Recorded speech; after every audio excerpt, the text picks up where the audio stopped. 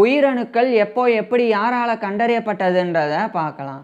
1590களில் ஜக்கரியஸ் ஜான்சன்ற ஒரு touch spectacle maker அவருடைய அப்பாவான Hans Johnson கூட இணைஞ்சு முதல் முறையாக மைக்ரோஸ்கோப்பை அதாவது நுண்ணோக்கியை கண்டுபிடிச்சாங்க. அதுக்கப்புறம் பல ஆண்டுகளுக்கு பிறகு 1660களில் ராபர்ட் ஹூக்ன்ற ஒரு இங்கிலீஷ் பாலிமத் அந்த மைக்ரோஸ்கோப்பை மல்டிபிள் லென்சஸை பயன்படுத்தி மேம்படுத்தினாங்க. ஏற்கனவே கண்டுபிடிக்கப்பட்டிருந்த மைக்ரோஸ்கோப்பை விட ராபர்ட் ஹூக்னால் மேம்படுத்தப்பட்டிருந்த மைக்ரோஸ்கோப்பில் மேக்னிஃபிகேஷன் இம்ப்ரூவ் பண்ணப்பட்டிருந்தது. அதாவது அந்த நுண்ணோக்கியின் உருப்பெருக்கும் தன்மை மேம்படுத்தப்பட்டிருந்தது. பிறகு ராபர்ட் ஹூக் அவர்னால் மேம்படுத்தப்பட்டிருந்த நுண்ணோக்கியை பயன்படுத்தி நிறைய ஆப்ஜெக்ட்ஸை அவதானிக்க தொடங்கியிருந்தாங்க. இப்படி தொடர்ந்து நிறைய ஆப்ஜெக்ட்ஸை ராபர்ட் ஹூக் அவதானித்து வரும்போது தான் கோர்கோக் அப்படின்ற ஒரு மரத்தினுடைய மரப்பட்டையையும் அவர் நுண்ணோக்கியை பயன்படுத்தி அவதானித்து வந்தாங்க. அப்போ தான் அந்த மரப்பட்டையில் ஸ்மால் பாக்ஸஸ் மாதிரி நிறைய இருக்குது அப்படின்றத ராபர்ட் ஹூக் கண்டாங்க. அதுக்கப்புறமா அந்த ஸ்மால் பாக்ஸஸ் எல்லாமே ரிப்பீட்டிங் பேட்டர்னாக அரேஞ்ச் ஆகிருக்கு, ரிப்பீட்டிங் பேட்டர்ன்ஸாக அரேஞ்ச் ஆகிருக்கு அப்படின்றதையும் கண்டறிஞ்சாங்க. மேலும் அது ஹனிகோம்ப் அப்படின்ற தேன்கூடு மாதிரியான ஸ்ட்ரக்சரில் இருக்குது அப்படின்றதையும் ராபர்ட் ஹூக் கண்டறிஞ்சாங்க. அதுக்கப்புறமா தொடர்ச்சியாக அந்த மரப்பட்டையை மேலும் அவர் நுண்ணோக்கியை வச்சு பார்க்கும்போது அந்த ஸ்மால் பாக்ஸுக்குள்ளே ஒன்றுமே இல்லை, அது ஹாலோவாக இருக்குது, வெறுமனே இருக்குது அப்படின்றதையும் ராபர்ட் ஹூக் உணர்ந்தாங்க. அதுக்கப்புறமா அது சின்ன சின்ன பாக்ஸ் மாதிரி இருக்குது. இந்த எல்லா சின்ன சின்ன பாக்ஸுமே இணைஞ்சு தான் இவ்வளோ பெரிய ஒரு மரப்பட்டையாக உருவாகி இருக்குது அப்படின்றத ராபர்ட் ஹூக் உணர்ந்தாங்க. ஸோ இது எல்லாமே இணைஞ்சு தான் அந்த கோர்கோக் அப்படின்ற மரமும் உருவாகி இருக்கணும் அப்படின்றதையும் ராபர்ட் ஹூக் உணர்ந்தாங்க. அதுக்கப்புறமா அது எல்லாமே பார்க்குறதுக்கு சின்ன சின்ன சின்னதாக பாக்ஸ் மாதிரி இருக்குது, ஸ்மால் ரூம்ஸ் மாதிரி இருக்குது அப்படின்னு இவர் அதை உணர்ந்த உடனே இவருக்கு ஞாபகம் வந்ததெல்லாம் மானஸ்டரிஸ் அப்படின்றது. அதாவது மானஸ்டரிஸ்னால் மடங்கள். குறிப்பாக மடங்களில் சின்ன சின்ன ரூம்ஸ் நிறைய இருக்கும். அந்த சின்ன சின்ன ரூம்ஸில் தான் துறவிகள் மங்க்ஸ் வாழுவாங்க. ஸோ அந்த ஞாபகம் ராபர்ட் ஹூக்கு வந்தது. அதனால் அதுக்கு அவர் பேரிடணும், அது ஸ்மால் ரூம் அப்படின்னே பேரிடணும் அப்படின்னு முடிவு செஞ்சாங்க. ஸ்மால் ரூம் அல்லது சேம்பர் அப்படின்னு பேரிடணும் அப்படின்னு முடிவு செஞ்சாங்க.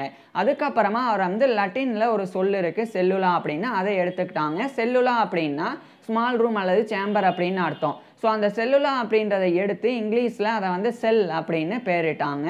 ஸோ உயிரணு அப்படின்றது செல், உயிரணுக்கள் செல்ஸ் அப்படின்னு இதுக்கப்புறம் தான் பேரிடப்பட்டது. அது ராபர்ட் ஹூக்னால தான் ஃபஸ்ட்டு கண்டறியப்பட்டு அதுக்கு பேரிடப்பட்டது. ஆனால் ராபர்ட் ஹூக் டெட் பிளான்ட் செல்ஸோடைய அவுட்டர் வால்ஸை தான் அவர் பார்த்துருந்தாங்க.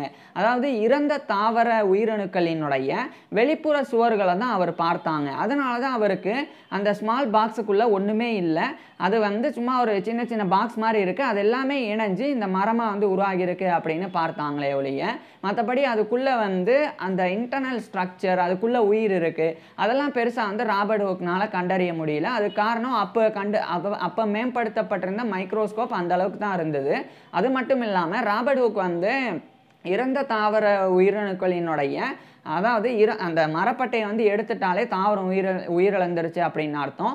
ஸோ அதனால் உயிரிழந்த தாவரத்தினுடைய அந்த பட்டையை வச்சு இவர் மைக்ரோஸ்கோப்பை வச்சு பார்த்தனால அதுக்குள்ளே பாக்ஸஸ் மட்டும்தான் இருக்கே ஒழிய இன்டர்னல் ஸ்ட்ரக்சர் இருக்குது, அதில் உயிர் இருக்குது அப்படின்றது இவரால் தெரிஞ்சுக்க முடியல. இருந்தாலும் இவர் பார்த்த இந்த விஷயங்களை இல்லிஸ்ட்ரேட்டும் பண்ணாங்க, அதை டிஸ்கிரைபும் பண்ணாங்க. அது மட்டும் இல்லாமல் நிறைய பிளான்ட்ஸ், இன்செக்ட்ஸ், அதாவது நிறைய தாவரங்கள், பூச்சிகள், அதுக்கப்புறமா இன்னும் கூடுதலாக நிறைய நேச்சுரல் மெட்டீரியல்ஸை இவர் தொடர்ந்து மைக்ரோஸ்கோப்பை பயன்படுத்தி ஆய்வு செஞ்சாங்க. அதுக்கப்புறம் இவர் அந்த அப்சர்வ் பண்ண எல்லா விஷயங்களையுமே இவர் குறிப்பாக எழுதி ஒரு புக்காகவும் எழுதி 1665ஆம் ஆண்டு மைக்ரோகிராஃபியா அப்படின்ற டைட்டிலில் வெளியிட்டாங்க. இந்த மைக்ரோகிராஃபியாவில் இன்னும் நிறைய விஷயங்கள் இவர் வெளியிட்டிருக்கிறாங்க. இதனால் ராபர்ட் ஹூக் ஒரு ஃபிசிசிஸ்ட், ஒரு அஸ்ட்ரானமர், ஒரு நேச்சுரல் ஃபிலாசபர் அப்படின்னே சொல்லிட்டே போகலாம்.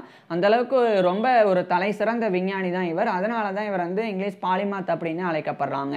இதுக்கப்புறம் இவருக்கு பிறகு 1670கள் இந்த காலகட்டத்தில் ஆண்ட்வான் லெவைசியே அப்படின்ற ஒரு டச் மைக்ரோபயாலஜிஸ்ட் அண்டு மைக்ரோஸ்கோபிஸ்ட் அவர் ஏற்கனவே ராபர்ட் ஹூக்னால் மேம்படுத்தப்பட்டிருந்த மைக்ரோஸ்கோப்பை ஹை குவாலிட்டி சிங்கிள் லென்ஸை யூஸ் பண்ணி இன்னும் மேம்படுத்தினாங்க. அதுக்கப்புறமா அந்த மைக்ரோஸ்கோப்பை பயன்படுத்தி ஆண்டவான் லெவைசியே தொடர்ந்து ஆய்வு செஞ்சு வந்தாங்க. அப்போ தான் அந்த 1670களில் சின்ன சின்ன உயிரணுக்களை அவர் கண்டறிஞ்சாங்க. அதுக்கப்புறம் பாக்டீரியா, புரோட்டோசோவா மாதிரியான நுண்ணுயிர்களையும் அவர் வந்து கண்டறிஞ்சாங்க. ஸோ அதுக்கப்புறம் இந்த மாதிரி பாக்டீரியா, புரோட்டோசோவா, அதே மாதிரி நிறைய லிவிங் மைக்ரோ ஆர்கானிசம்ஸ் இருக்குது அப்படின்றத ஆண்டவான் லெவைசியே வந்து உறுதிப்படுத்தினாங்க. மேலும் இவர் வந்து நிறைய இந்த சில நோயாளிகளினுடைய வாயிலிருந்து ஒரு வகையான பாக்டீரியாவை கண்டறிஞ்சாங்க. இது மாதிரி நிறைய நுண்ணுயிர்களை இவர் வந்து கண்டறிஞ்சாங்க. ஸோ ஆண்டவான் லெவைசியே தான் முதல் நபர் உயிரோடு இருக்கக்கூடிய உயிரணுக்களை கண்டறிஞ்சது. ஸோ இதுக்கு முன்னாடி ராபர்ட் ஹூக் வந்து செல்ஸை பார்த்துருந்தாலும் அவர் வந்து முழுமையான செல்லை வந்து பார்க்கல. அந்த செல்ஸினுடைய அவுட்டர் வால்ஸை தான் பார்த்துருந்தாங்க. ஏன்னா செல்கள் வந்து இறந்திருந்தது.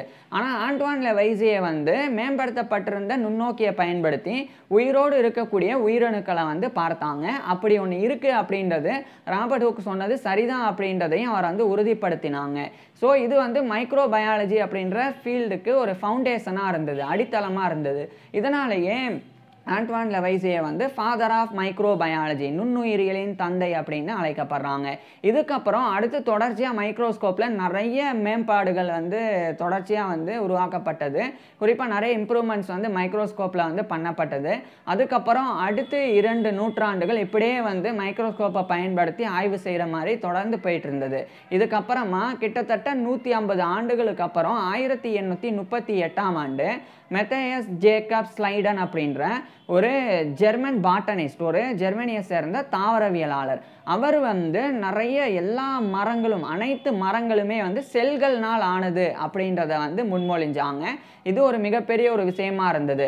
அதாவது ஏற்கனவே ராபர்ட் ஹூக், ஆண்டவான் லெவைசியே அவங்கெல்லாம் சொல்லி கிட்டத்தட்ட 150 160 ஆண்டுகளுக்கு பிறகு தான் அவர் வந்து மெத்தேயஸ் ஜேக்கப் ஸ்லைடன் வந்து அதை சொன்னாங்க. அதாவது அனைத்து தாவரங்களும் செல்கள்னால் ஆயிருக்கு அப்படின்னு. அதுக்கு அடுத்த ஆண்டே 1839 இந்த காலகட்டத்தில் தியோடோர் ஸ்வான் அப்படின்ற ஒரு ஜெர்மன் ஃபிசிஷியன் அண்டு ஃபிசியாலஜிஸ்ட், அதாவது ஜெர்மனியை சேர்ந்த மருத்துவர் மற்றும் உடலியல் நிபுணர், அவர் வந்து அனைத்து விலங்குகளும் செல்களால் ஆனது அப்படின்றத சொன்னாங்க. ஸோ இவர் வந்து ஏற்கனவே மெத்தேயஸ் ஜேக்கப் ஸ்லைடன் வந்து அனைத்து மரங்களும் செல்கள்னால் ஆனது அப்படின்னு சொன்னாங்க. இப்போ தியோடோர் ஸ்வான் வந்து அனைத்து அனிமல்ஸும், விலங்குகளுமே வந்து செல்கள்னால் ஆனது அப்படின்றத சொன்னாங்க. இதில் ஒரே ஒரு விஷயம் சொல்ல தவறிட்டேன். ஆண்டவான் லெவைசியே அவர் வந்து அந்த சின்ன சின்னதாக நுண்ணுயிர்களை பார்த்த உடனே அதுக்கு அவர் செல்ஸ் அப்படின்னு பேர் இல்லை, அதுக்கு பதிலாக அதுக்கு அவர் வந்து அனிமல் குயில்ஸ் அப்படின்னு பேரிட்டிருந்தாங்க. ஸோ ராபர்ட் ஹூக் தான் செல்ஸ் அப்படின்னு பேரிட்டாங்க. ஆண்டவான் லெவைசியே வந்து அனிமல் குயில்ஸ் அப்படின்னு பேரிட்டிருந்தாங்க. அதுக்கப்புறம் தான் நான் சொன்ன அந்த 2 விஷயங்கள், அந்த 2 பேர் மெத்தேயஸ் ஜேக்கப் ஸ்லைடன், தியோடோர் ஸ்வான், அவங்களால இதெல்லாம் கண்டறியப்பட்டது. அதுக்கப்புறம் 1855ஆம் ஆண்டு ருடால்ஃப் பெர்ஷாவ் அப்படின்ற ஒரு ஜெர்மன் ஃபிசிஷியன், அவர் வந்து இன்னொரு முக்கியமான விஷயத்தை முன்மொழிஞ்சாங்க. அதாவது அதுநாள் வரைக்கும் ஸ்பான்டேனியஸ் ஜெனரேஷன் அப்படின்ற கருத்து ஏற்றுக்கொள்ளப்பட்டு வந்திருந்தது. அது பல நூற்றாண்டுகள் ஏற்றுக்கொள்ளப்பட்டு வந்திருந்தது. ஸ்பான்டேனியஸ் ஜெனரேஷன் அப்படின்னா ஒரு உயிர் உருவாகிறதுக்கு உண்டான சூழ்நிலை இருந்தால் போதும், எந்த ஒரு உயிருமே இல்லாமல் தானாகவே ஒரு உயிர் உருவாகிரும்ன்றது தான் ஸ்பான்டேனியஸ் ஜெனரேஷன். உதாரணமாக மழை பெஞ்சு மண் சேரானா போதும், அந்த சேரில் இருந்து தானாக தவளைகள் உருவாகிரும். அதே மாதிரி உணவு கெட்டு போச்சுன்னா போதும், அந்த உணவுகள்ல இருந்து தானாக ஈக்கள் உருவாகிரும். கிடங்குகளில் தானியங்கள் வைக்கப்பட்டிருந்தால் போதும், அந்த தானியங்கள்ல இருந்து எலிகள் தானாகவே உருவாகிரும். ஸோ இதுதான் ஸ்பான்டேனியஸ் ஜெனரேஷன். ஆனால் அதுக்கு எதிராக முதல் முறையாக இந்த ருடால்ஃப் பெர்ஷா வந்து ஒரு கருத்தை முன் வச்சாங்க. அதாவது ஒரு செல் இருக்குது அப்படின்னா அந்த ஒரு செல் உருவாகிறதுக்கு இன்னொரு செல் முக்கியமாக இருக்கணும், ஒரு செல் இல்லாமல் இன்னொரு செல் உருவாக முடியாது அப்படின்றது. அதாவது சிம்பிளாக சொல்ல போனால் ஒரு உயிர் இல்லாமல் இன்னொரு உயிர் உருவாக முடியாது அப்படின்றத ருடால்ஃப் பெர்ஷா வந்து சொன்னாங்க. இது ஒரு மிகப்பெரிய விஷயமா இருந்தது. இதுக்கப்புறம் தான் படிப்படியாக நிறைய முன்னேற்றங்கள் ஏற்பட்டு செல் தியரி, அந்த செல் பயாலஜி அதெல்லாம் உருவானது. ஸோ செல் தியரி இதை வந்து உருவாக்குறதுல ஃபவுண்டர்ஸாக வந்து 3 பேர் இருக்கிறாங்க.